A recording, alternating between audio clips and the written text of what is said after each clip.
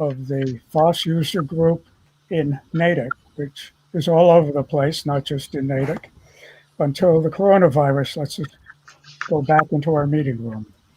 So hello, wherever you are. And we have a big list today, which I hope you're seeing on your screen now.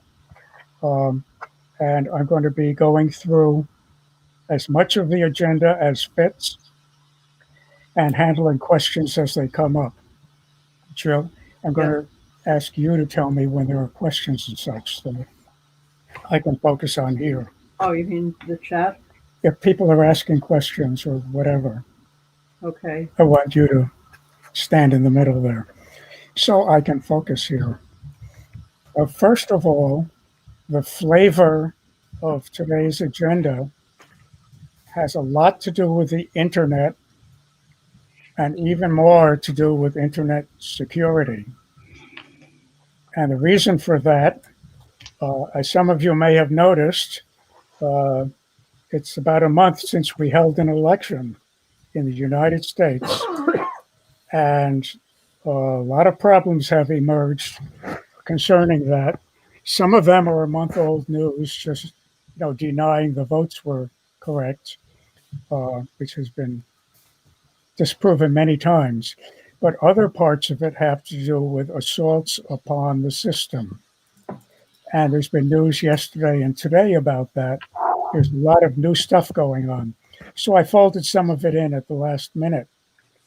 For example, the very first item under FOSS News is talking about cyber attacks discovered on vaccine distribution operations. This is a major one. A lot of people are sick with coronavirus. It's spreading rapidly. And IBM has reported, has detected and then reported major attacks on the places that have the internal design. Now, it could be that they want to steal the secret formula, but the greater worry is that they can lock up the actual system that preserves the vaccine by remote control. And then, of course, they've got lots of people dying and they can get lots of ransom money to unlock the system that they've locked up. That's a classic way to make money as a hacker. And the attacks have been going on that they think are setting up for that kind of an attack. You'll have this link sometime tonight, and you can follow up on the detail. But the bottom line is there's plenty of reason to worry about it. They're measuring it going on, and they're learning more about who's doing what to whom and how to defend against it without shutting down the system, and without letting them shut down the system. So this is just one clue as to what's been going on quite a bit. We'll come back to it. It's a theme that isn't going to go away that easy. So that one was as of this morning. There's a lot going on. Tomorrow is International Day Against DRM, and digital rights management is a way people want to legitimately control the internet, what you can watch and what you can't. And it's some of the problem. It's mixing in with the other problems. And people who want to do what should be reasonable use of the internet are running against the DMR laws, DRM. Digital Resource Management, which basically tries to watch you and control what you're doing on the net. And the U.S. Supreme Court has just taken an action. That's an interesting one. There's a Computer Fraud and Abuse Act dating back to 1986. And the people who are actually doing the testing for these malware attacks are apt to be victims of that act. It says they're doing things that are illegal. So the cybersecurity pros are working to get it changed, and it's very poorly worded. Everyone agrees on that. And the Supreme Court looks like they're about to actually take it off the table and revisit it. That's going to be a very interesting story, also. A lot of arguing going on over who can look, who can't look, and who gets harmed as a result. Uh, let's see, more of that sort. Krebs. Chris Krebs, uh, U.S. cybersecurity has been pretty much depending upon a corner of the U.S. Department of Homeland Security. Christopher Krebs is the longtime, lifelong Republican politically who's been in charge of the cybersecurity there.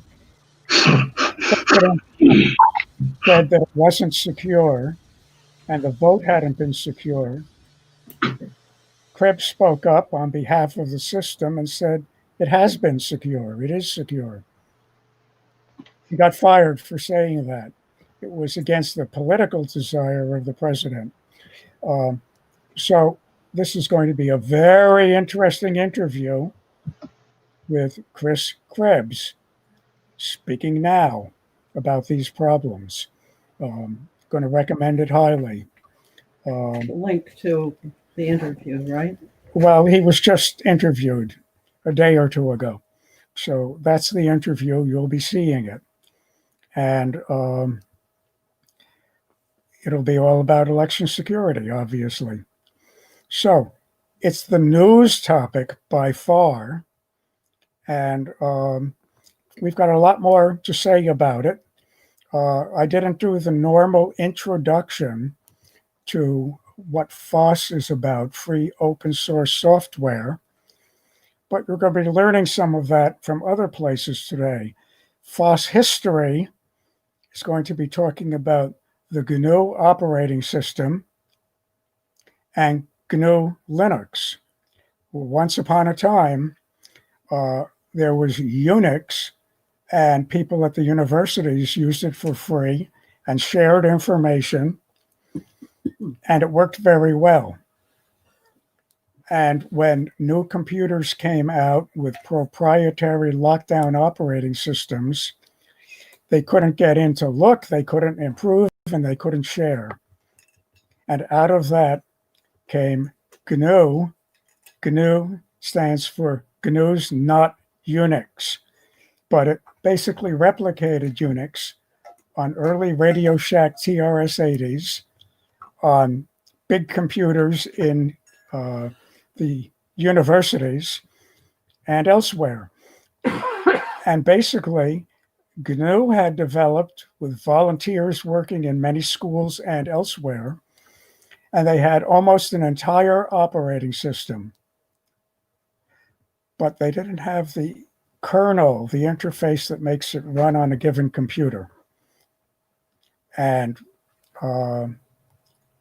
Linus Torvalds came out with that for the early Radio Shack TRS-80 and used his name, Linus, and Unix, and ended up with Linux. Linux was the missing link for GNU. So GNU's point is we're really using GNU Linux. They did 7/8 of the job, and Linus Torvalds beat them to this part. And they think that's fine. That's what it's all about. So the GNU operating system exists on its own, but there's also GNU Linux. There's interesting mixes between them. And these two links are going to give you very good starting points to read about both. We depend on them. We benefit from them. They are still under development, and they're still patching attacks that are made upon them. And that's part and parcel of this first section on FOSS News, even though it's old news. So all together on this one. Last month, I said that although Ubuntu 20.10 came out in October, it really wasn't ready for smooth use yet. Needed some patching, needed some adjusting. Today, I'm claiming it is ready for smooth use, with one possible exception. I just had to bail for some reason on using my computer with Jitsi, and it may be something related. So I'll have more to say about that later. But at least while I'm not on Jitsi, I've been using it very happily after they put out some patches. So I think we're home free for regular usage. And the Ubuntu 20.10 link here. Hang on just a minute. I'm going to make my cursor a lot more visible. If I can find my way on this computer. There we go. Unity Tweak Tool. And in Unity, I can bring up cursors. And under cursors, I can change to a red cursor. And I make it heap big. I said I can make it heap big. There it is, heap big. Now you'll see me. Don't move it too fast because it gets herky-jerky. Pardon? If you move it real fast, it gets herky-jerky. Well, I'll try not to move it too fast. But you can see it a lot better on the screen. So that's what I'm doing now. I see. I'm seeing it moving smoothly, but yours takes a moment and then hops. Right. I think that'll work anyway. So let's try it. And let's see. I won't move the agenda around. I was going to on my computer. We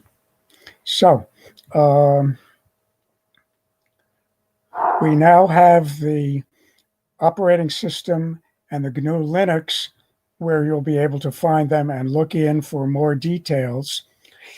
Every time I send a message, including the one announcing this, at the bottom, I have a link for Ubuntu 20.10, and I have a link for Unity.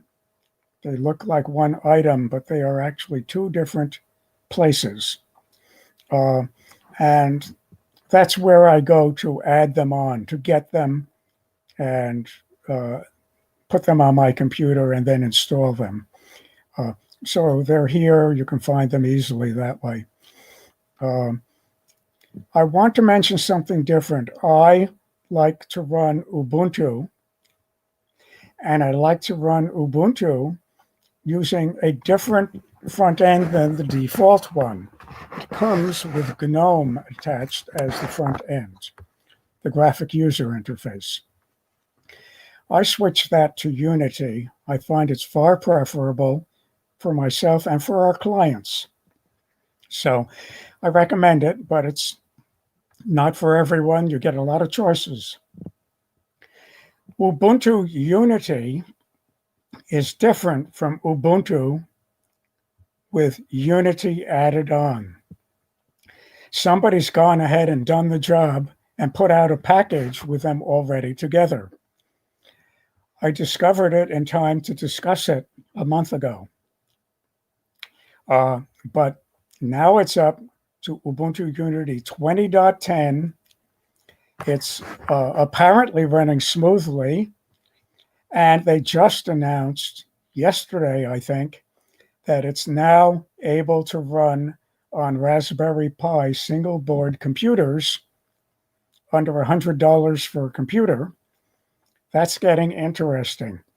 And the fancy Raspberry Pi we mentioned last month, for $100, you can get one with a keyboard, and the board goes inside the keyboard enclosure. You've got a whole computer that you plug into your monitor or your TV screen, and you're up and running. So that's getting interesting. And now I think this Ubuntu Unity 20.10 is ready to run on it. If that's true, it's a very nice, very inexpensive computer. So I'll be interested in knowing more. All I can do now is announce that they've announced it, and it's not quite the same mix that I use. But you're welcome to pull it in and try it if you're playing with a Raspberry Pi. And it's not just that new $100 version. It runs on 3s and 4s and possibly on older ones if they're fast enough to work well. So we'll learn more about it, but it's getting interesting. Something new, something old. The something old is a lovely manual on Ubuntu. But the newest update to that manual is the 2016 long-term support release of Ubuntu. So it's pretty much appropriate for this year. It's useful, and I recommend you look at it, but realize that it's, from 4 years ago, a lot has changed also. I still think it's an awfully good manual. They're looking for volunteers to help bring it up to date. Might be a good volunteer project for some of you. So you'll have a link for that. And finally, no, not finally, next, a good article, a new one on configuring Firefox for best privacy settings.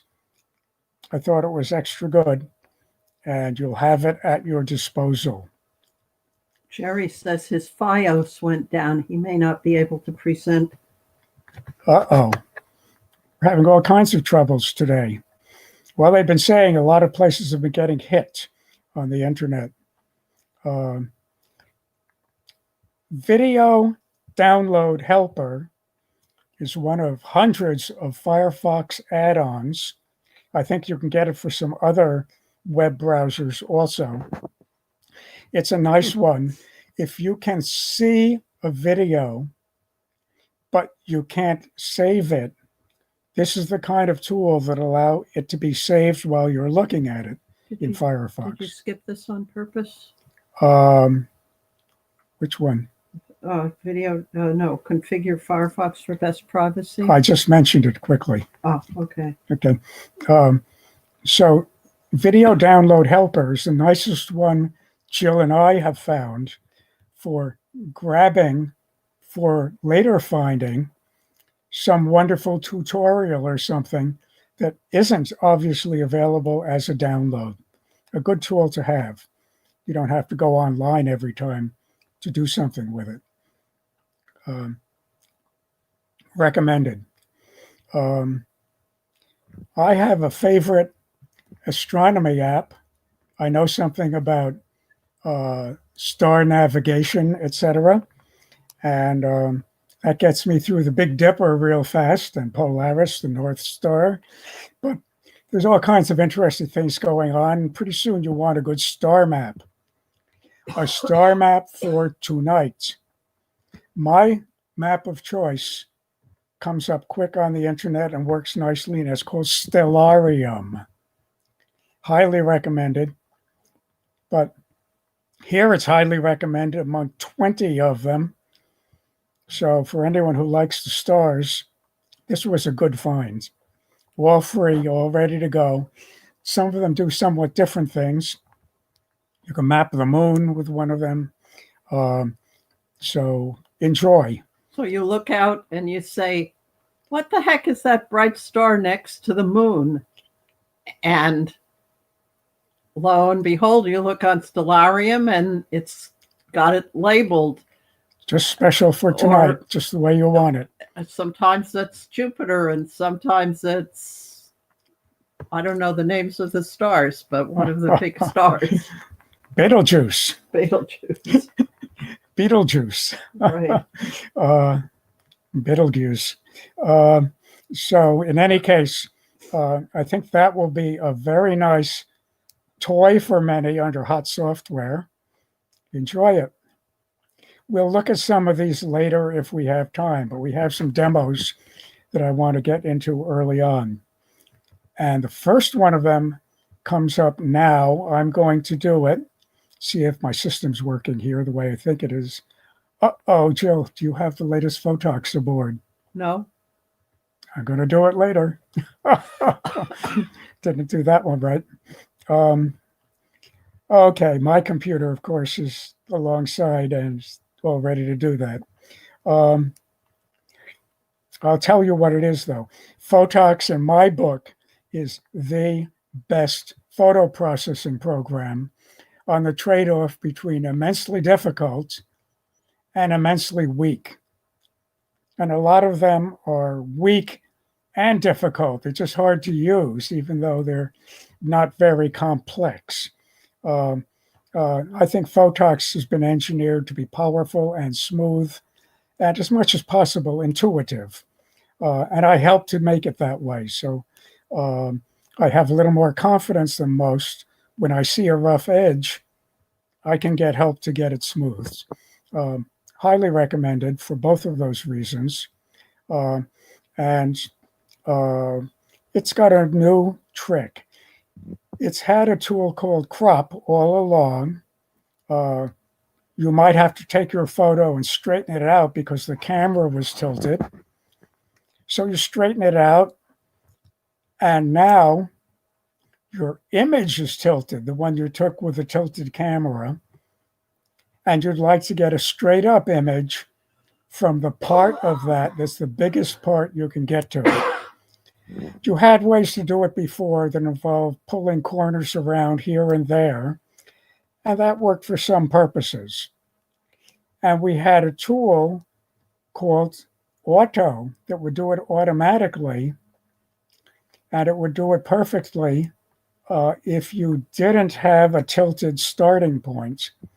It was a trade-off, and it would fit perfectly, but if you wanted a special size, like say my computer screen is 16 by 9 ratio, if you set for that size, it wouldn't line up neatly to the edges. You had to drag corners. And it was hard to do it with great precision. If you didn't want to be too close to maximum, you could get it right. Well, now when you have a tilted screen, you can click the max button and it just fits in to the tilted screen, maximum size for your ratio of final image rectangle. It's very nice, big improvement. I think there might be some more steps still to come, but I'll demo it if I can. And to me, it's a big news on one of these steps that just wanted some more automating. It got 95% of it and works well, but the next step when it comes will also be nice. That's our news on hot software. And I think I'll switch, ignore the hardware for the time being, and switch over to hot internet.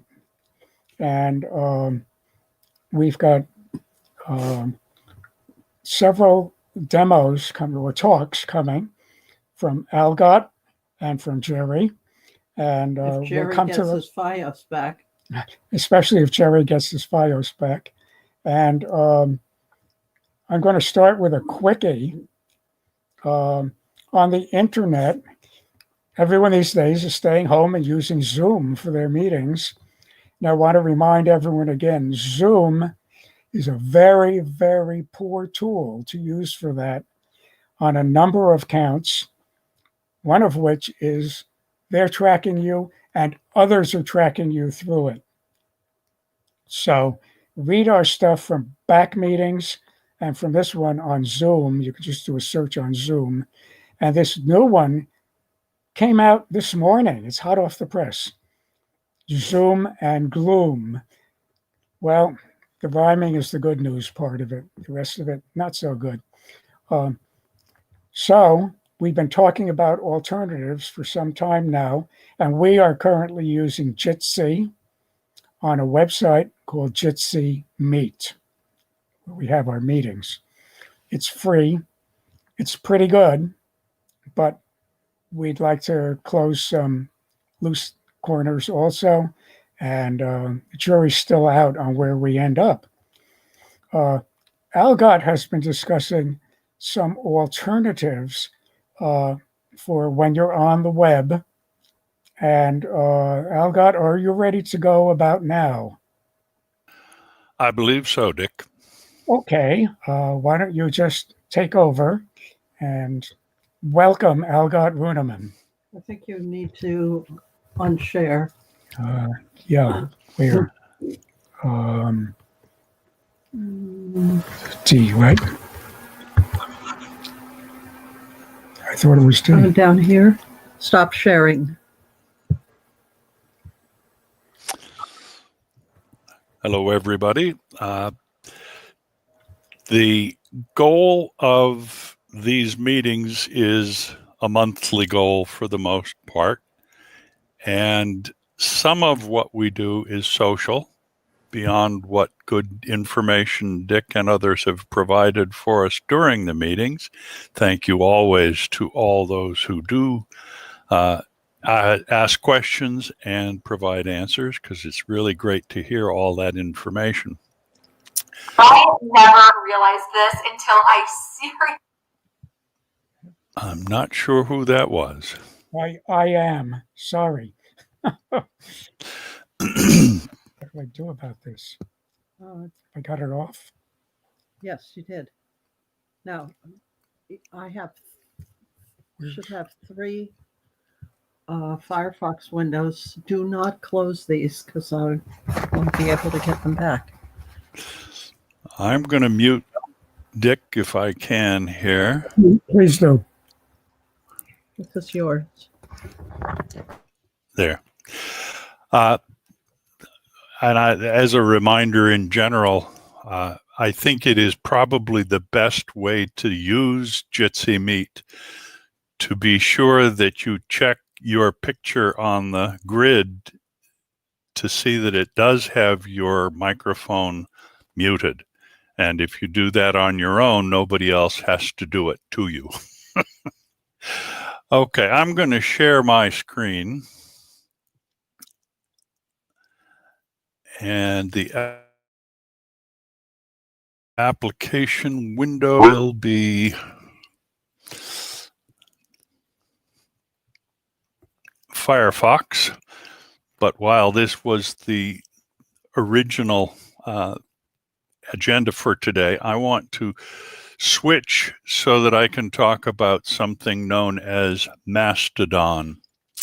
I have it in a little tab here that is ready to go. And what you're seeing now is my Mastodon view. It's live. The very left-hand column over here is a place where I can begin to type, where it says, "What's on your mind?" below my profile picture. This is social media that is not run by Twitter, that is not run by Facebook, that is not any of the commercial companies. And as a result, I don't get a bunch of stuff I don't want to look at. I have not completely cut myself off from Twitter, which is the original version, shall we say, of what this social media multi-column concept comes from. But this Mastodon is connected computers from all over the world who have decided to share their information back and forth amongst one another, but are locally controlled by a group of administrative type people who are willing to put in the effort. And they moderate to make sure that accounts don't come in and begin spewing hate, things of that sort. The result is probably less edgy than Twitter has become, but it's also completely without a commercial tone to it. There are no suggested tweets that I'm forced to look at whether I want to or not. I get to choose the people whose information appears in this secondary column called the home column. And when I see something from somebody that I am following in this home column, I know that I've chosen to know what they want to see, what they want me to see, and everybody else. If they want me specifically to see it, they send me a notification, which shows up in this third column. And you can see that someone has marked one of my earlier messages as a favorite of theirs. And I get notice of any of those kinds of interactions, people who are either answering a question I've asked or are interested in connecting to me. I get notified if somebody decides to follow me, as this person did. It looks like S'more VV, but apparently that is a ham radio username, SM0RVV. There's a whole group of people who have clustered themselves at the server, which is identified here as mastodon.radio. And that's one of the neat things about Mastodon. It doesn't tie you to a monolithic server. It lets you choose which of 100 or 1,000 different servers that are out there that have decided to make a community around themselves. And that's one of the aspects of this tool that might, in the long run, be of interest to our group and or a larger group of users of FOSS. There is a FOSStodon.org for those people who want to sign up specifically to talk about the FOSS information that's out there. I got myself connected to a local server called mastodon.art because of what I do on a daily basis, making clip arts, as some of you may remember seeing in some past demos I've done. But the goal of talking about this is to understand that there are tools out there that would let us build our community if we wish to.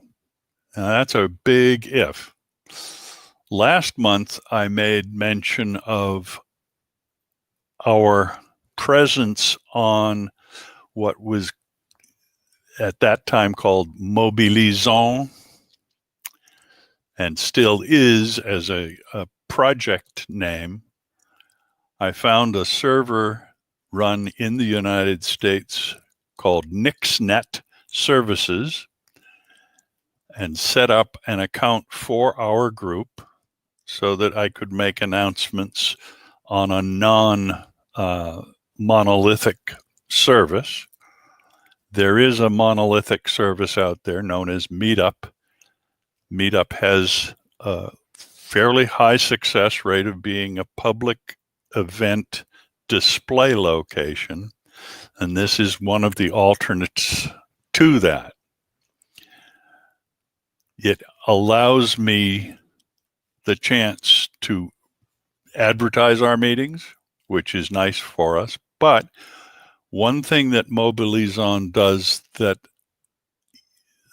the other monolithic Meetup, as well as Get Together, which we have looked at in the past, is that it allows you to have information about your group shared within the server's information sources. There are lots of other groups out there, but our group, I apparently am not logged in at the moment. So you'll have to give me a moment to see if I can trick my way in without revealing too much of my login information. So I'm going to unshare for the moment. look up my login because I can't remember all my logins all day long.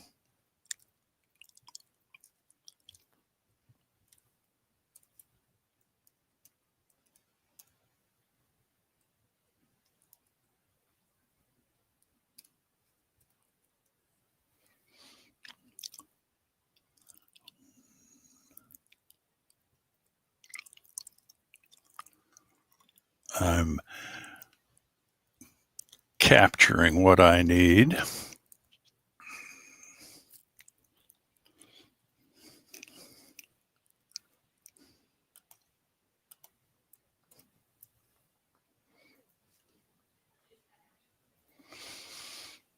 All right, I'll go back to sharing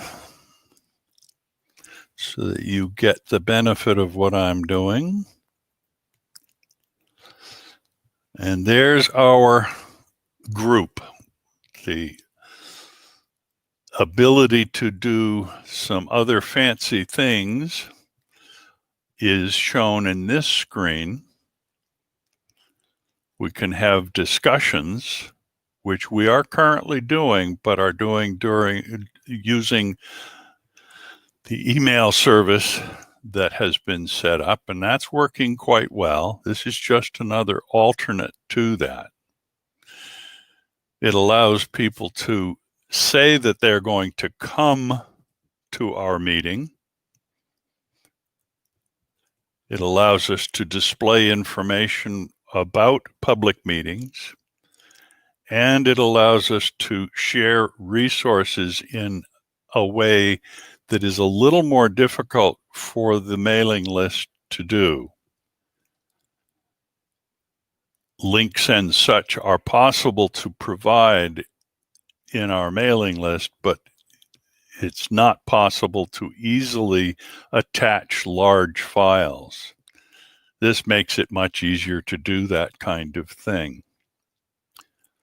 On the other hand, a lot of the service that this might provide us is already provided by people who are posting links so that Dick can include them in his monthly agenda follow-up that comes at the end of each meeting when he's done reorganizing before everything else is done. I'm a little confused for the moment why I have two Chromium screens. Anyway, that pretty much covers the concept of it. It seems to me that we need more people involved in discussing it. And if anybody were interested, it would be appropriate to go to the link that I'm about to post in the chat area. Oop, that's not what you were supposed to see.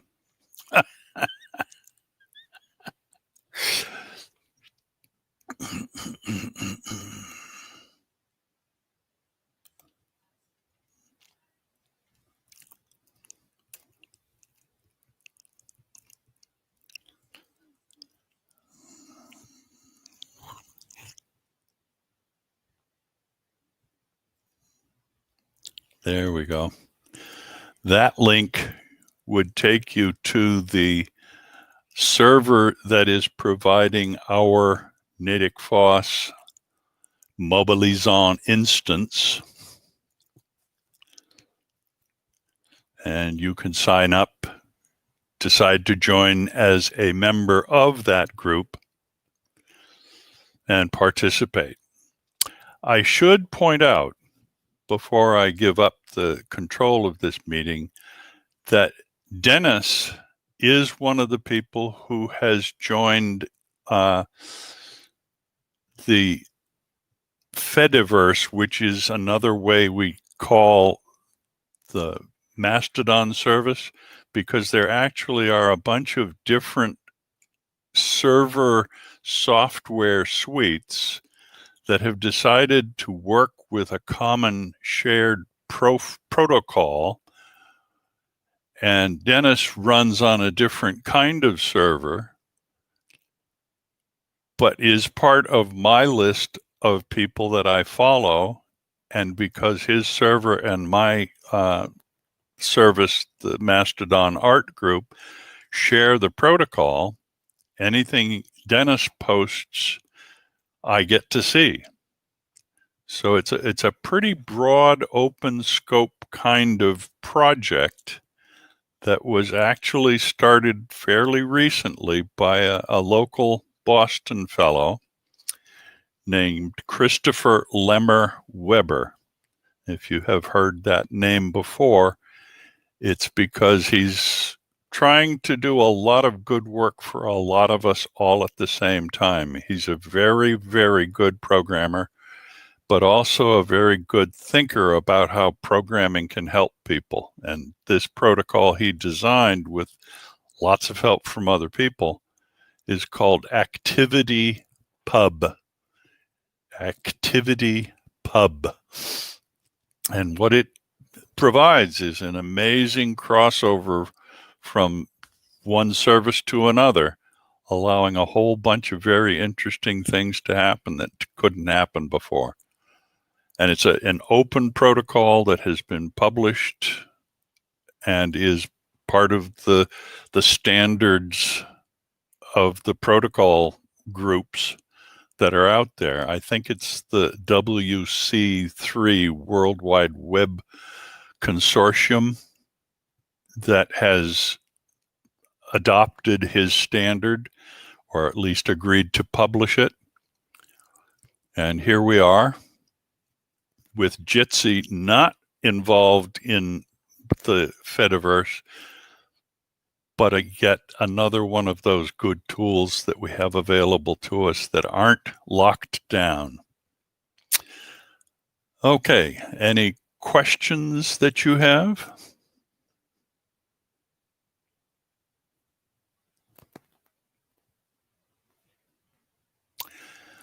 Then I guess I will stop sharing and relinquish my screen. Back to you, Dick.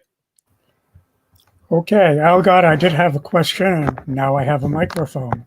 I'm intrigued. I'm a little confused as to what the group would do and what portions of the group would do on several services.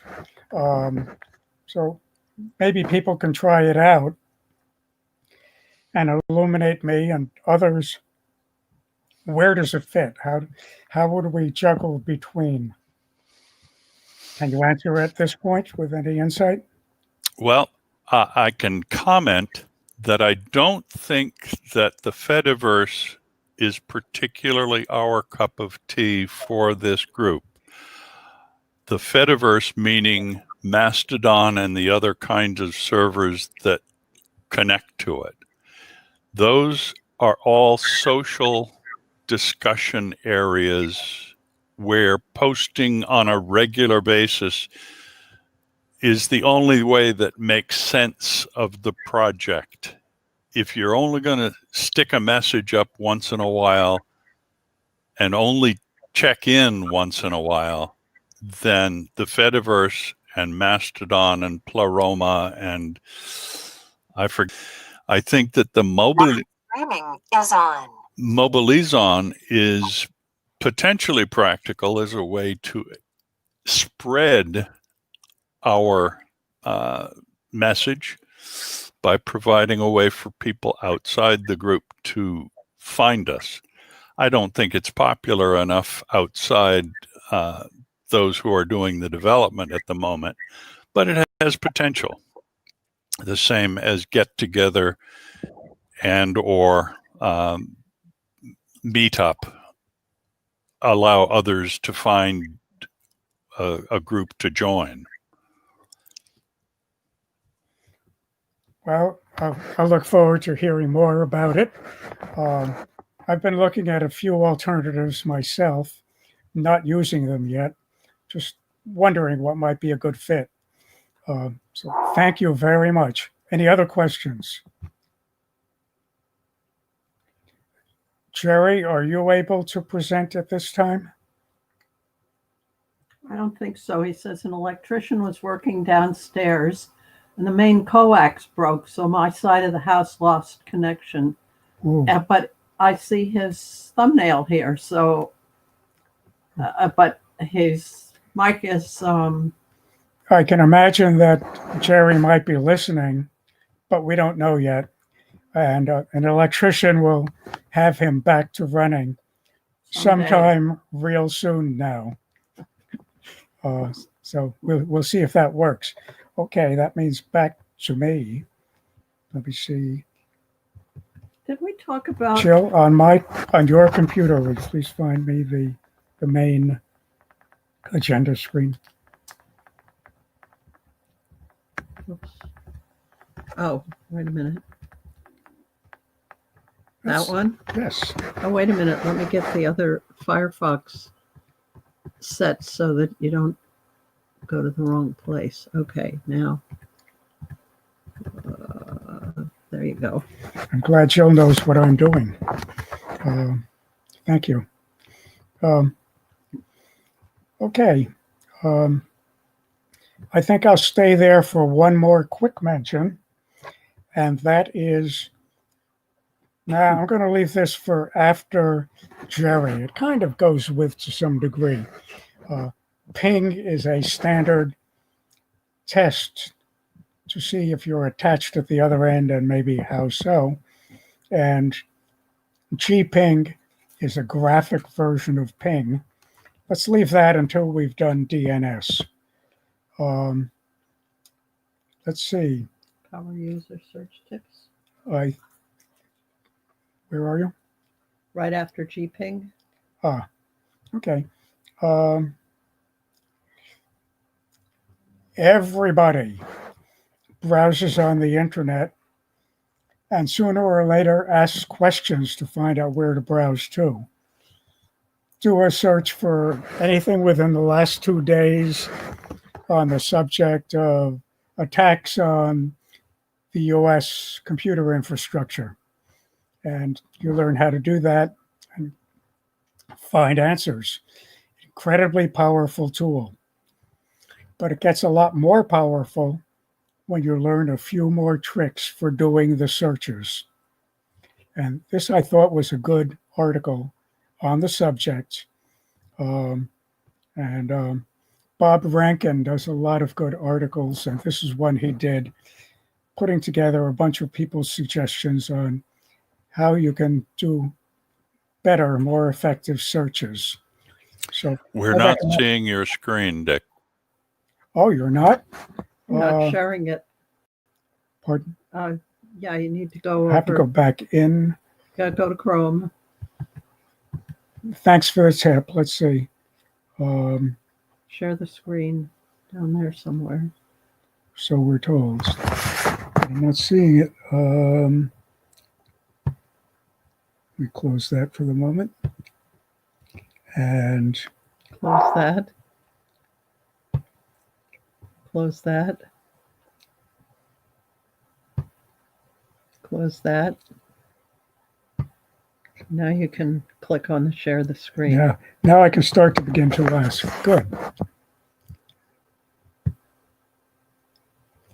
There we go.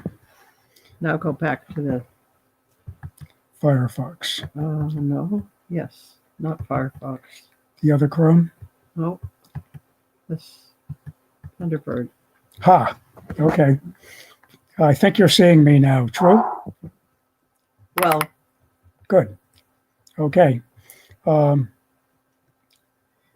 that was gping and power user search tips. We may, Jill, don't say we've done gping. We haven't. Okay. And same with Jerry Feldman, of course. Right. Okay. Computer security. We talked a lot about it already back in FOSS News because it's hot stuff this month and this week. But there's more to say about it. And this stuff seemed like it fit better in this section. There's a lot of overlap. Let's look at this for a minute. everybody watch together, and then we'll talk about it. I'm going to interrupt it part way through. We don't have to see everything, but take a look.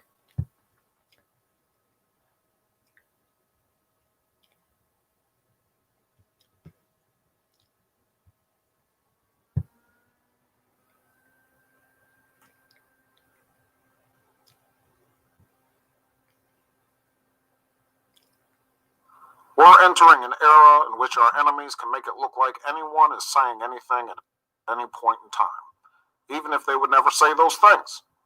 So, for instance, they could have me say things like, I don't know, Killmonger was right, or Ben Carson is in the sunken place, or, how about this, simply, President Trump is a total and complete dipshit.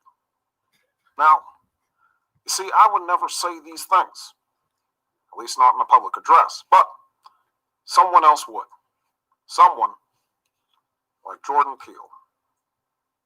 This is a dangerous time. Moving forward, we need to be more vigilant with what we trust from the internet. That's a time when we need to rely on trusted news sources. It may sound basic, but how we move forward in the age of information is going to be the difference between whether we survive or whether we become some kind of fucked up dystopia. Thank you. And therein lies the message. That was not Barack Obama speaking, but it sure looked like it. That is a 2-year-old demonstration. They're better at it now. They're getting better at it, right? And so what about deep fake video and its implications? We're hearing a lot about fake news, and there is some of it out there. We're going to have trouble telling which is which unless there are ways to look inside. But if there are ways to look inside, freedom may be traded away as part of that. This is an increasingly tough puzzle to solve. I'll leave it at that. You can look at more of it and read about it on the link when you get it tonight. I'm going to go on to the next. The Electronic Freedom Foundation has a 6-part new series, How to Fix the Internet. I've seen 3 of them so far. I think as of today, 5 of the 6 have been released. They're quite good. So I recommend at your convenience, when you have the time, sit in on some really good lectures on the subject. GNU.org, remember GNU operating system and GNU's not Unix. They've got a website that has a lot of good things on it, the ones I mentioned earlier, but also in this direction. What part of your use of the internet is yours? What part is the company that's providing the service? What part is the other people attending to what you're saying? Who owns what and who should own what? And what are the logical, philosophical reasons to share it appropriately? And how do we get there? I recommend GNU.org on that. But wait, there's more. The Free Software Foundation. This, and to some degree GNU, way back when, started by Richard Stallman, fed heavily by him, and you'll find some of the historic papers and some of the latest good presentations. And this newsletter comes out twice a year in a number of languages. So you can go down the list I sent you to the newest one and pick the English version and read it online, or you can subscribe to it. I think you'll find they're very good. These are all tightly related on this kind of issue.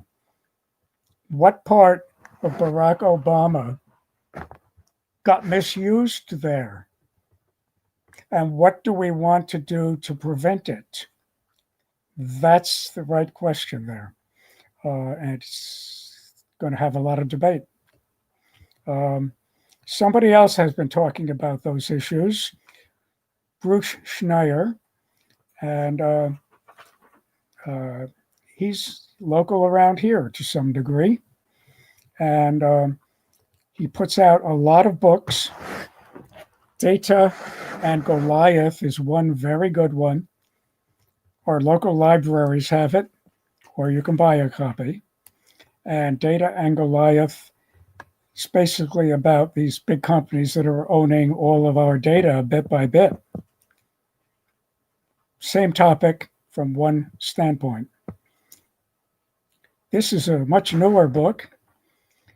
Click here to kill everybody.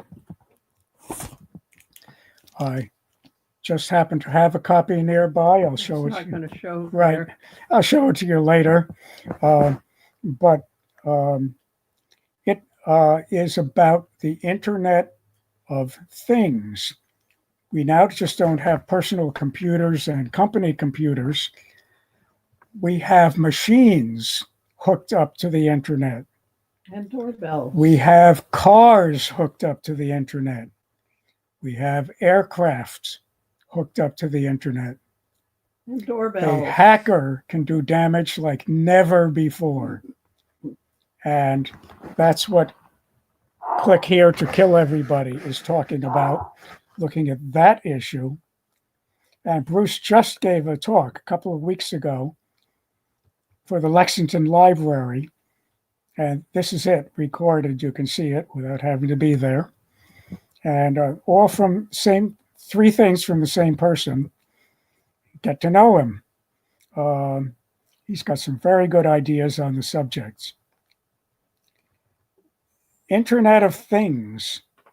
People can make trouble using your gadget. How about this one? Hackers use robotic vacuum cleaners as microphones. Your vacuum cleaner can be reporting what people are saying in your house. Surprise.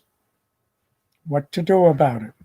So again, these are all fascinating. They're all in play big time this month. Doesn't stop there. Bogus Android antivirus apps.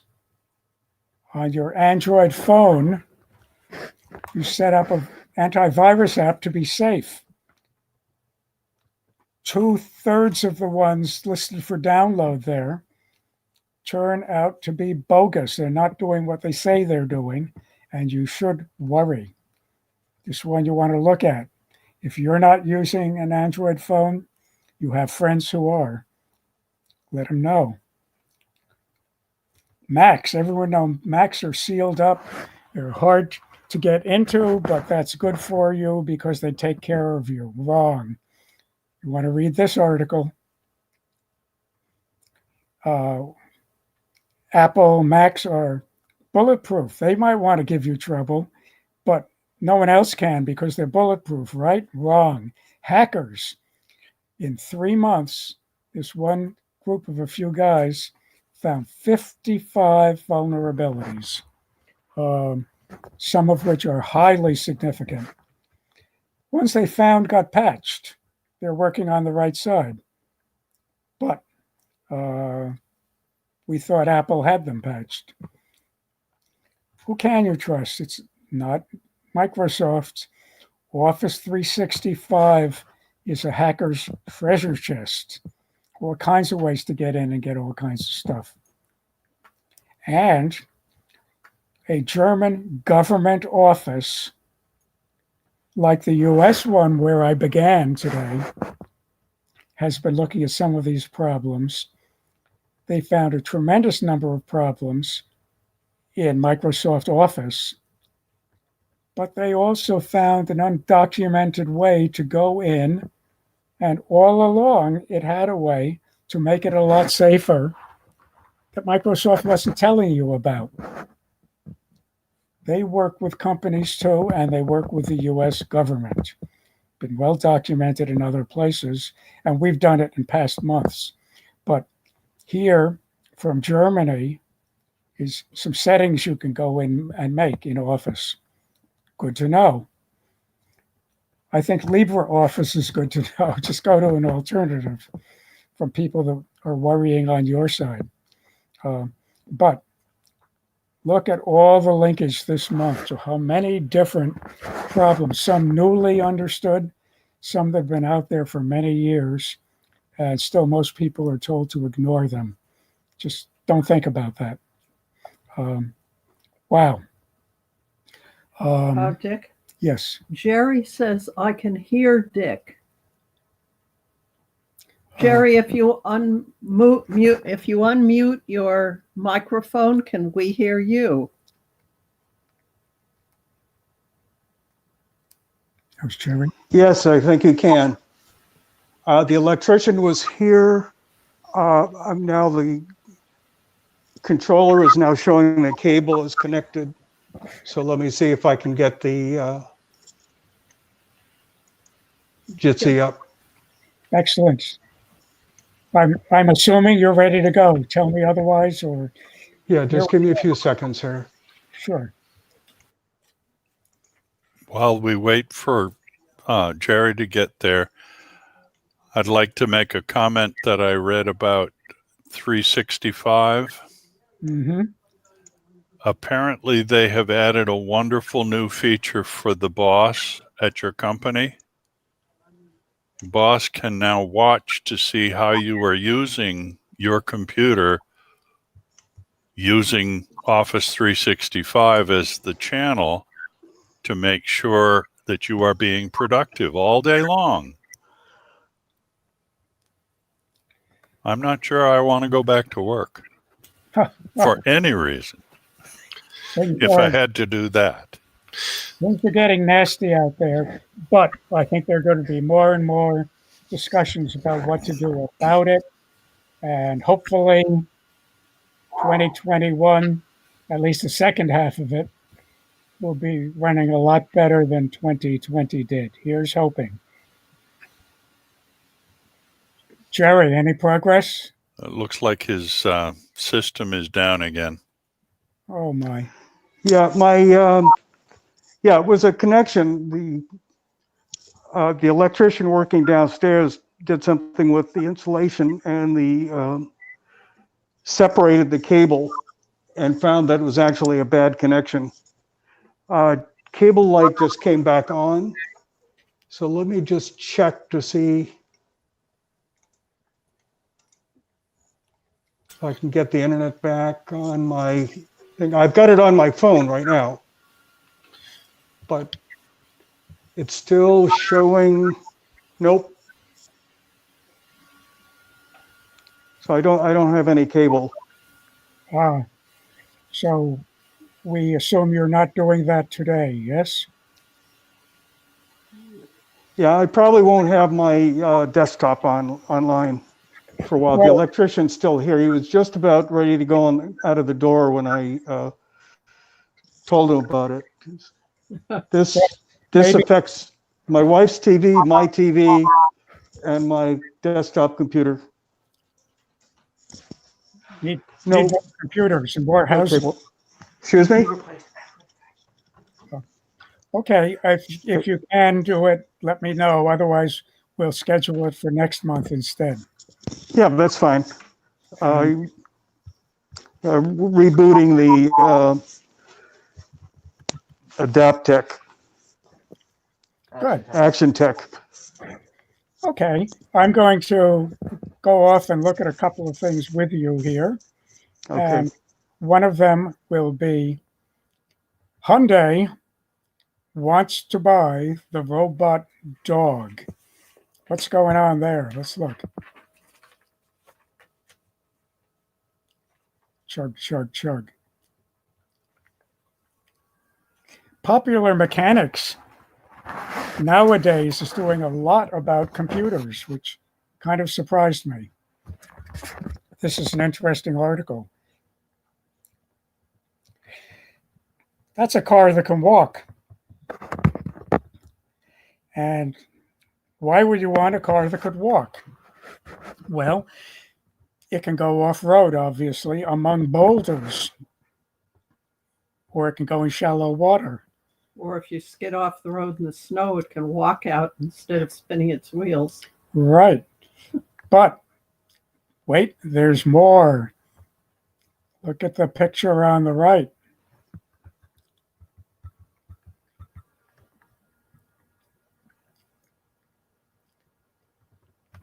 Top of the step service for the man in a wheelchair. How about that? Or a taxi. So the idea, You don't like how I drive? Stay off the sidewalk. get out of my front hall. Things can happen and may happen.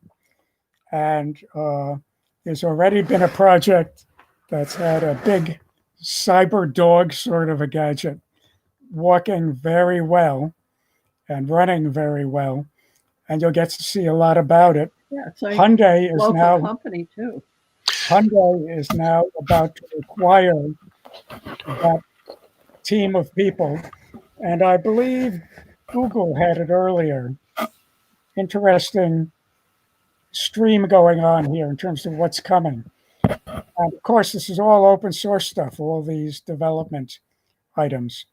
So I'm kind of interested in all the places it's going. They are sharing a bunch of the software, and you can actually go online and see it. And if you're in the right corner of things, I guess you can play with it and feed back other ideas. Interesting. This particular picture Yeah. shows, whoops, you went away from it. The next brownstone to the left from where the taxi is, would have a hard time getting there because there's a tree at the bottom of their stairs. So don't expect this in the next 2 months, but we might start seeing more real examples of it. Interesting. What? Let's see, where am I? Why do I think it would be a gas guzzler or an electricity back. guzzler if it's electric? That gets me back. Okay. And I'm constantly telling people to watch out for those websites or programs you got for free from somebody you don't know. And they say, click me, click me. All the worst malware says, click me. It's wrapped in something that makes it look attractive. So I wanted to find something to remind people, especially clients, that think twice before you start on that kind of a run. And I have one to show you for that. Take a couple of minutes.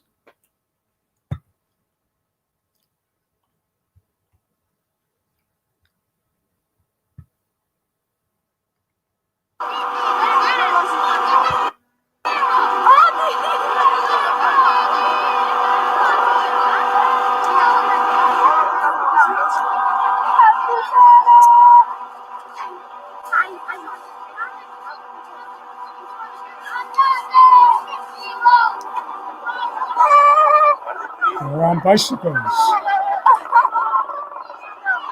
in the snow.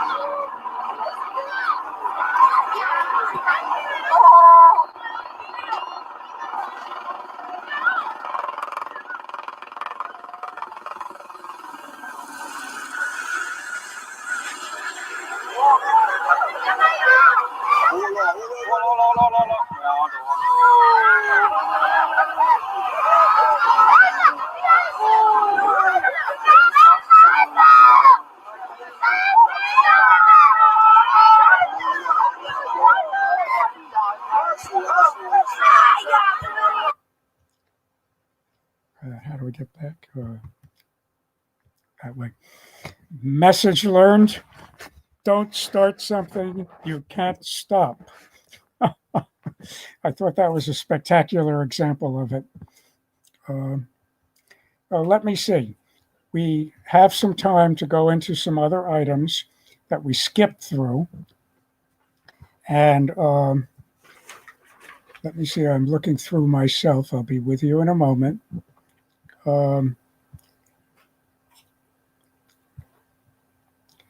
I think, we skipped through hardware. Hot hardware. I've got something you might rather like. Let me find my screen. Not that screen. That screen. And Oh, you're going to need to unshare. I have to unshare for that. Yeah. Good. And then I want to share again after that, right? Well, I take pictures with a smartphone. It's a nice one. I've told you about it in other meetings. And when I turn it on, hello, I run a program on it that allows it to be better than the proprietary program that came with the smartphone. The camera, you mean The program? camera in the smartphone. This is an LG V30 smartphone, noted a couple of years ago for being surprisingly good when it came out as a camera. 2 years later, instead of buying them for $850 new, you can buy factory refurbished ones for $150 and less, just as good. They are excellent. I did that twice. We both have them, and they take a lot of good pictures. But what they don't do is take some kinds of pictures I would like. This has one camera looking at me. This was running. Are you sharing something right now? No, I'm just explaining right now. Okay. And I'll be going back in a moment. But the camera has one screen that looks forward so people can see me talking. And it has two lenses, two cameras really, on the backside. And one of them basically is a regular camera and one is wide angle. They both are much sharper than the one that shows a face. So they take really good photos for me. But I wished I had a close-up macro lens. Macro to me means big, but it means not as small as a microscope looks, but small. That's the way they use it on these cameras. So wouldn't it be nice if I could get a macro lens hooked up to this somehow? How do you do that? Came in the mail the other day, and this is the official box. I probably wanted to reverse the screen, trust me. It's real, they printed it straight. And it comes in a nice box from China, of course. But even the ones that come from the US can be bought in a wide range of prices. And the low end turns out to be $4. Here's the piece of it that I'm most interested in. I carry it in my pocket where it can't get crushed. The right question We're full of pocket lint. is, and where it avoids pocket lint and sharp objects.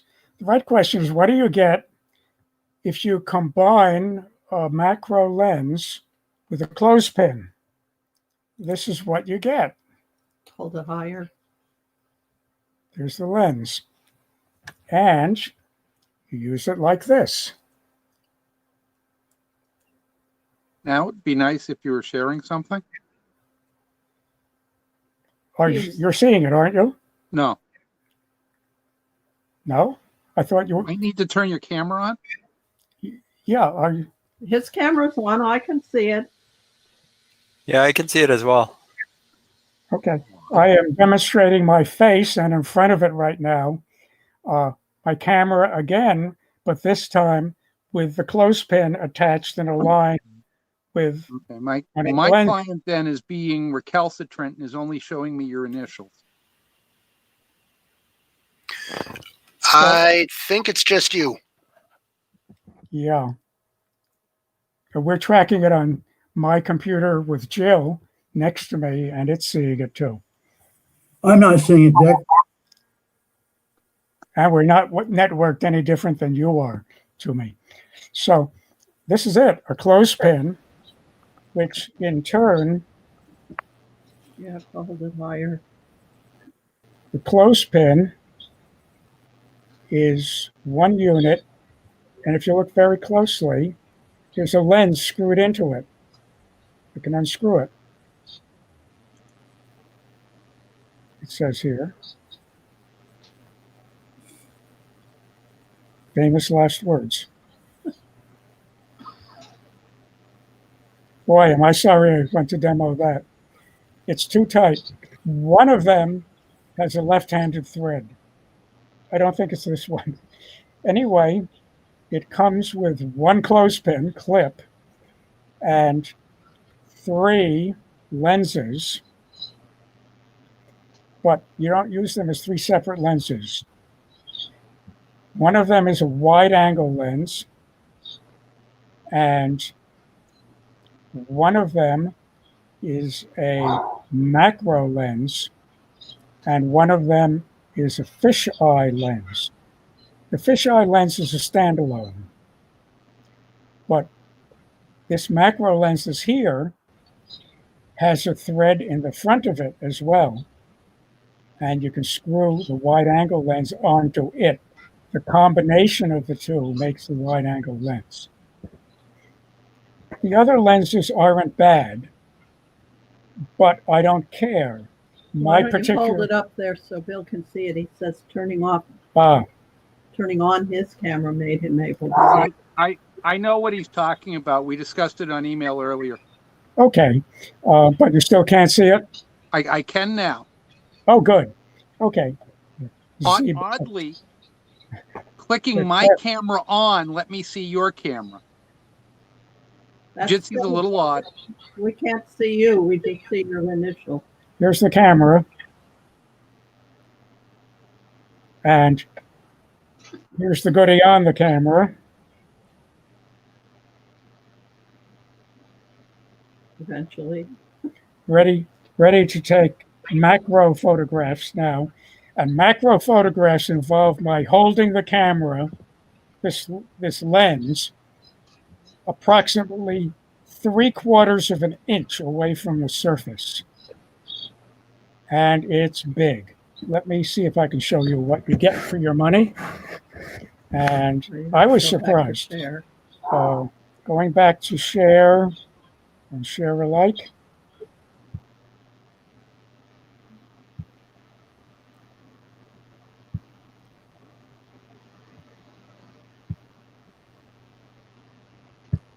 Share. Whoa, that's interesting. What did I do to deserve that? No. Well, just go over to let's start Photox. Oh, it's your Photox. I can't do it, Jill. Start up Photox on yours and I'll hold it up to this. This is going to get complicated, folks. Do I want to go back? I'm not sharing. I'm going to just hold it in front of my view screen. I'm ready when. Is this the one you want? Good one to start. Yeah, would you unplug, please? Everything? Okay. Here, oh, it doesn't look that good. It'll look a lot better later. But this is a close-up of a boulder out in the field. And we're looking down a teeny tiny structure, and off a little right of center, and halfway up, I can see a quartz crystal. Later, when you see a better picture, that'll look like a little, sort of a diamond. So that's the macro lens at work, taken very close. Now, let me go find more. You have the jeans. Just a minute. Let me do it here. Okay. She's not, right? Oh, something got hit when I wasn't looking. There we go.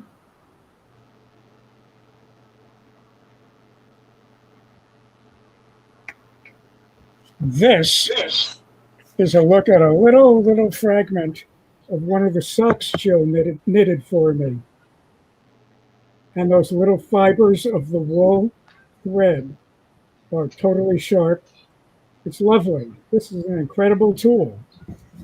$20, $40. $60. From California, it came in less than a week. And it was $4, including all the lenses, the clip, a pouch that I wouldn't dare put it in because it would get crushed, and the shipping. I think it was a little extra for Massachusetts tax. So that was it. I went today to give you that site. We bought a second one since. They're good. I'd recommend them. But they're out and waiting to get restocked. So I'll show you for now where you can buy it for $5, or you can wait. They're all on eBay. And you can buy it for $50 also. Amazing how the prices run on these things. We're talking about the exact same product. So I thought that was a really neat one to talk about for today. Thunderbird. You probably have to reshare. Yeah, I have to share again. Mm-hmm. There might be a quicker way to do this. The hotkeys for Jitsi make it easy to go back and forth. Yeah, the D key, right? I'm beginning to remember. And I have no idea why it did this. Oh, yeah, but it's beautiful. Go back. Oh, this guy? Yeah. And now you're going to go over to Thunderbird. Took 2 men and a boy to do it. 2 men and a woman. It took a woman. Forget the 2 men. I heard that. Right. So here's the expensive one, $4.98. And you'll find plenty of information on it. You'll have the link. And in addition to the gadget, some of these images, this is a quick look at the fisheye lens. Which we didn't like that Wait much. a minute. How did I get that in my way? Fisheyes are a distinct matter of taste. Well, it also has the fisheye. I can do just as well or better using Photox. So I don't care. Why fiddle with the camera to put something on it when I can do it after the fact? You can have a similar effect, but you can't get you can't actually see 170 degrees with the phone in the field. That's true. I agree. But picture, I can do more things with the one image I take, but it doesn't go full out to almost 180 degrees. Right. Totally the other thing with fisheyes is they come in 2 varieties. There's the very bendy and there's the rectangular. And the rectangular fisheye is a whole lot more glass and more expensive. And this will almost assuredly be the most bendy variety, which is upsetting. Well, we also have. I'm going to look a little further here.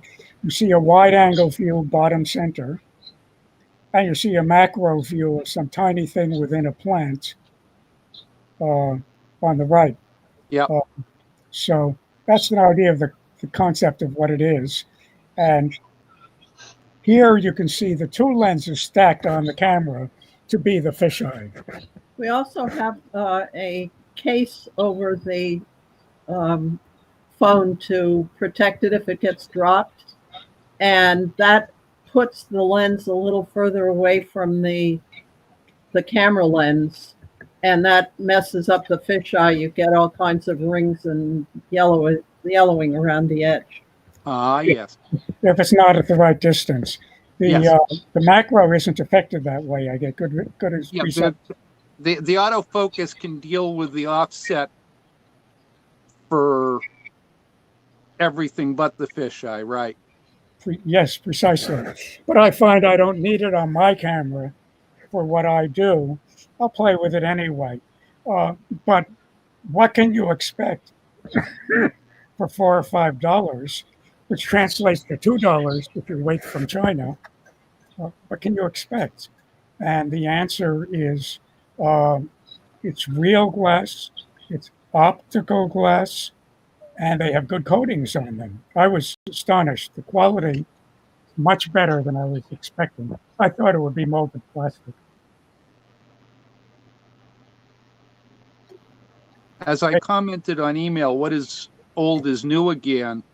In the late 60s, early 70s, we had clip-on tele and wide adapters for the Instamatic. Right. Mm-hmm. Back to that again, right?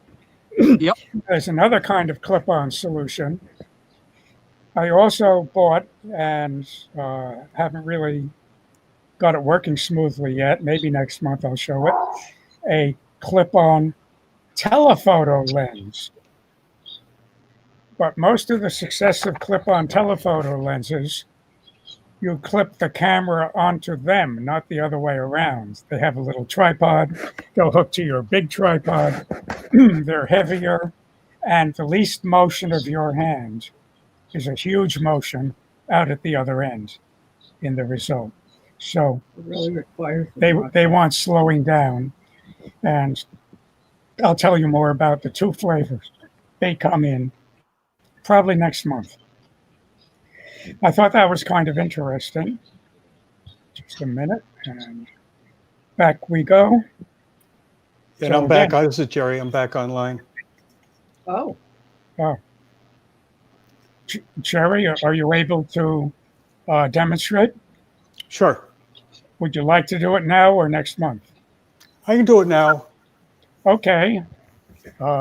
Jerry Feldman, show us what you have the to computer unshare. is doing when it talks to another one. You have to unshare here.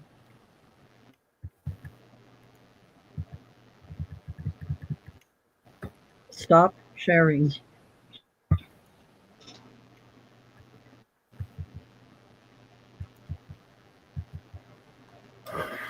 Yes. Okay. Let's see. Do I have my microphone on? Looks good, Yes, Jerry. you do. Okay. Okay. I prepared this domain name system presentation for today's meeting. And that's basically how a name on the internet gets translated. And I just wanted to go through the different parts of what they call a DNS address. Let me.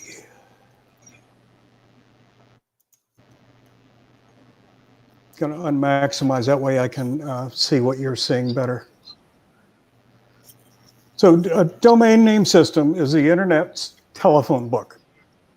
What it does is it essentially takes a name and converts it to a number, and every computer on the internet has a number. And domain names really are two or more parts: the top level domain, the domain name, the subdomain, and of course the protocol, which is not part of the domain name system, but we all use it. And here's a breakdown of it. Protocol is on the left, and the top domain starts on the right-hand side with the top-level domain. The middle is actually the domain, blu.org, NatickFOSS.org. And then to the left of that, you can have a number of subdomains. That could be a host computer or whatever. I talk about that later. The top-level domains are assigned by an organization called ICON. Each country has one or more top-level domains. In the US, there are several domain registrars like Network Solutions or GoDaddy. BLU.org, we use Network Solutions.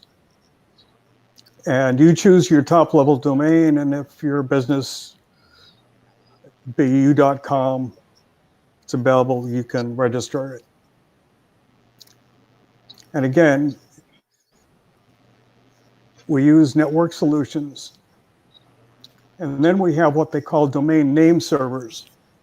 Every domain, like BLU.org, has a primary name server. In the case of BLU.org, we're our own name service. And you can have a secondary DNS server. Again, we run our own service, and I don't want to get into details about zone files or anything else that's complicated.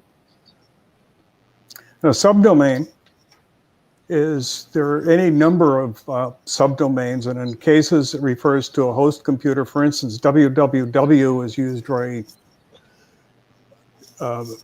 it's used very commonly, and it's used as an alias called a CNAME to the actual host computer. And the host computer of the BLU, www, is the same as Driftwood, which is actually the computer's name.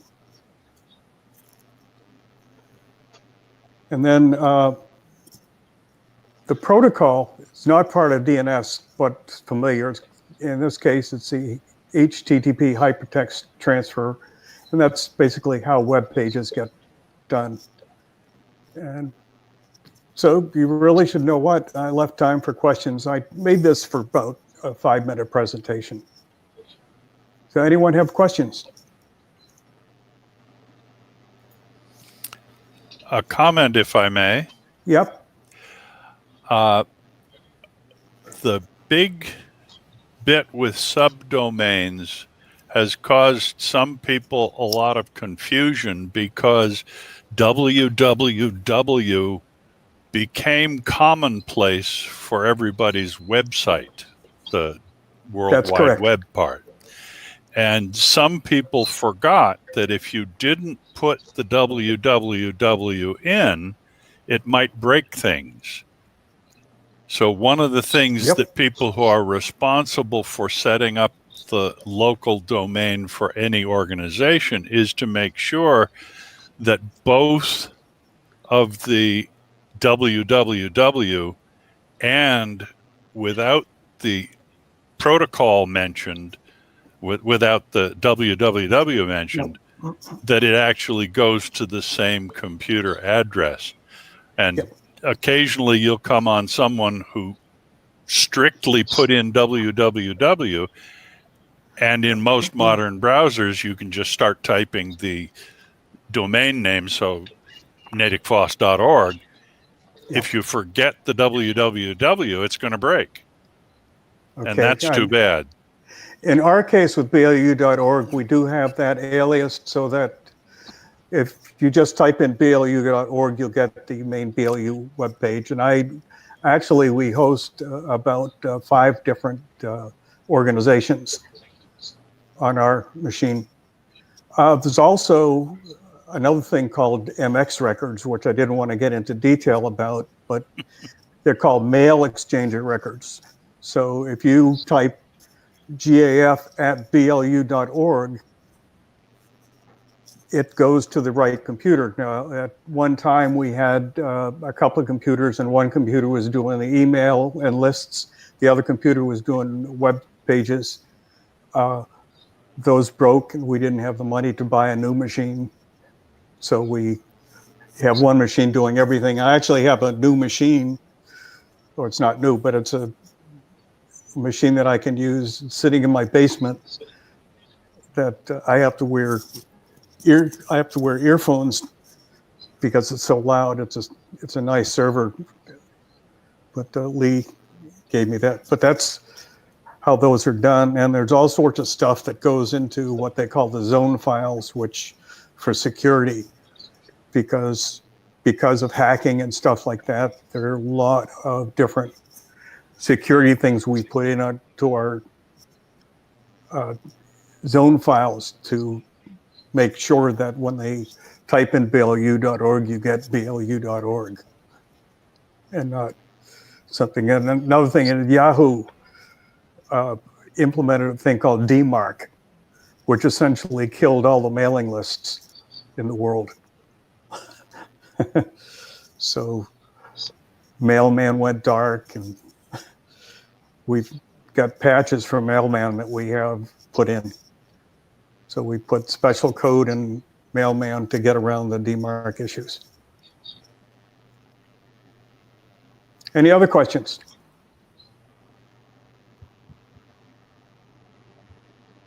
Well, thank you very much. I think we have time to go sneak in back to hot hardware. I had two more things there, and one of them, I did thought, you want to do cheap thing? okay, I'll get there too. AMD laptops have hidden 10-second performance delay. That sounded like trouble to me when I first heard it, but it turns out it's a very interesting trade-off. They use much less power when they aren't at maximum performance level. So if you're running on battery or on limited solar cell or what have you, this might be a very valuable feature. Most of the time, you don't need maximum power. And until you've been running on one operation for 10 seconds, the chip doesn't shift to maximum power. That's what the delay is about, but you'll only see it on very demanding jobs and for no more than 10 seconds. So it's an interesting trade-off. Can you manually turn it off when you don't want it? I think that depends on the particular model of laptop. And the newer ones, I think, are starting to implement that. Good article on the subject, so you can look at it. Dick, are we supposed to be seeing your agenda screen? Yes, you're not seeing the screen? No, you weren't. Not yet. Oh, the D key isn't doing the trick then. Okay. We're seeing you. Yeah, I'm back out to the. I thought hitting a D key would do the flip, but it's not doing it. Time for more research. Much better. Good? Yes. Okay. Yeah, we're good. We're good. Good. Okay. So that's the AMD laptop story in short, but the long version of it will interest some of you. Some of you will want to avoid them. Some of you will want to go out of your way to get one because of that feature. And I'll bet you that feature is going to turn up as an option in most all the chips, or at least the expensive lines from all the companies. Yeah, and I just want to introduce Shankar, one of the members of BLU, works for AMD, and he's done a lot of work with that stuff on the chips. And we have a couple of presentations that he's made on the BLU that do show how the chips work and stuff like that. Good. On the NatickFOSS Discuss group, you might want to give the links for those talks. People might like that. Well, now I'm going to switch from tiny hardware, that clip-on lens, to bigger hardware, the AMD laptop with a special feature. Really big hardware. NASA's facility and people where they process all the photographs. And this is a really, really nice presentation. That's what I would have called a macro lens. It's covering a lot of ground.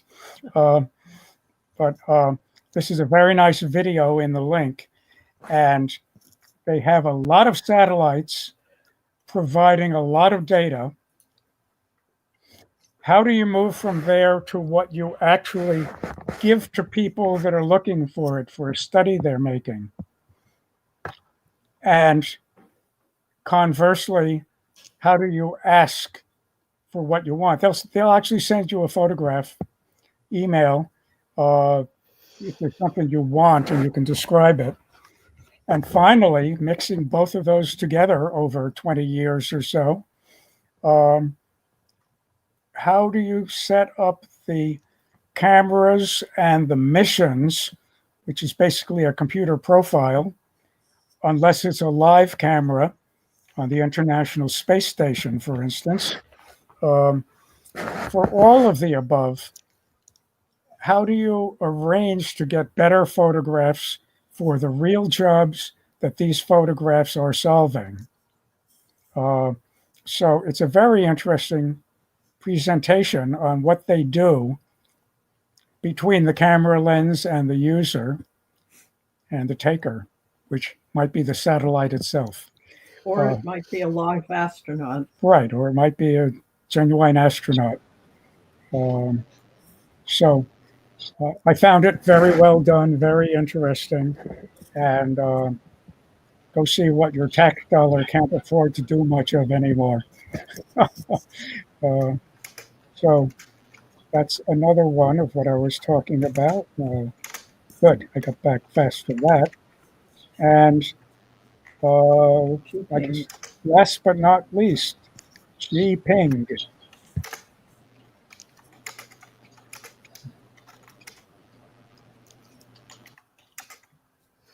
Will we get there? I think we will. And this again is going to be a good article, internal information, what you can do to see how other computers out there are seeing you, etc. And it looks like it's a pretty good tool. They'll show you different ways to utilize it. So that's what ping will be about. You send out a ping. Remember sonar, submarines? You send out a ping and an echo comes back. How quickly it comes back tells you how far away something is. You can do that with computers, for the analogy to it anyway. So that's sending out a ping and seeing what the results are. Jerry, maybe this comes up in another month as something you want to do things with, building on that presentation you gave. Anyway, that's all the items that were on my list. We've actually checked them all off. We haven't demonstrated all of them. And I think I'm going to put off the Photox demo to next month because Sheila isn't set up for me to do it on her computer. And mine isn't cooperating with Jitsi today. And that might be another topic for next month. We shall see. Any other questions, statements, thoughts? Mention a meeting that's coming up, anything? Yeah, we have a BLU meeting coming up. And let me just tell you about it a little bit. Good. I was on the site looking up some of our past things for Bob. It's going to be Wednesday, December 16th. And it's called Low Context DevOps, a new way of improving SRE team culture. So I'm not 100% sure it's. And let me just see if I can tell you who the speaker is. Oh, Tom Luancelli. I've had Tom on before. I don't remember when the last time we spoke to Tom.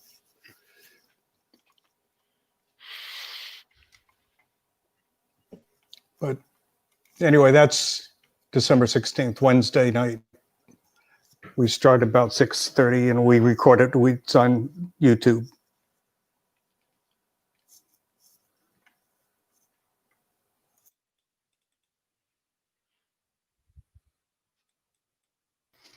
Unmute yourself, please, Dick.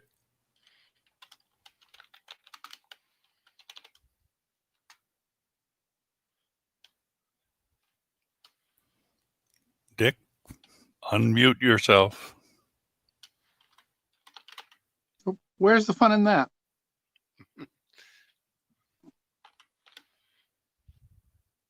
On the topic of upcoming meetings, Pearlmongers will also be meeting next week, Tuesday on Jitsi. It'll be more office hours, discussion, social than prepared topic. Nice. I was saying, and now I can say it with a microphone, I wanted to thank Dennis Payne for doing the background stuff that allows you to make the connection and see our video of it later. And Dennis, how soon might we be ready to share the video link? Do you process it first before it? Nope, it's as soon as we're done, the video link is available. I changed the thumbnail image later, but that's about it. Okay, so I can send it out as soon as I'm ready, right? Yep. Good. Thank you all so much. See you next month, I hope. And it won't be 2020 anymore. Think on that. Oh, and it will be the second week, I think. I want to wish everyone Happy Hanukkah, Merry Christmas, and Happy New Year. And we'll see you Dick, is it the going to be second Thursday because of the New Year weekend holiday. actually? Don't go anywhere, but enjoy it. Exactly. Bye-bye. Okay, bye. Okay, bye, everybody. Bye.